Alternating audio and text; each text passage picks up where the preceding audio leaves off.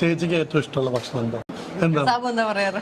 ഞാൻ പറഞ്ഞ സീ ഫുഡാണ്. 3-4 നിരത്തി വെച്ചിട്ട് ഒന്ന് മാത്രമേ എടുക്കാൻ പാടുള്ളൂ എന്ന് പറഞ്ഞാൽ ഞാൻ ചിലപ്പോ ഫിഷ് ആയിരിക്കും എടുക്കുക.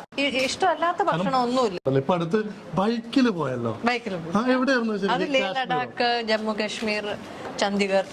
ആ മൂവിയുടെ പാട്ടായിരുന്നോ? അല്ല, എനിക്ക് അജിത് സാറിന്റെ ഒരു പേഴ്സണൽ ട്രിപ്പ് ആയിരുന്നു. അപ്പൊ ഈ യാത്രകളോടുള്ള ഇഷ്ടം സാർ ഇങ്ങനെ ഞങ്ങള് സംസാരത്തിന്റെ ഇടയിൽ സാറിന് മനസ്സിലായപ്പോ സാറ് സ്നേഹത്തോടെ ക്ഷണിച്ചു. ബൈക്ക് ഓടിച്ചോ?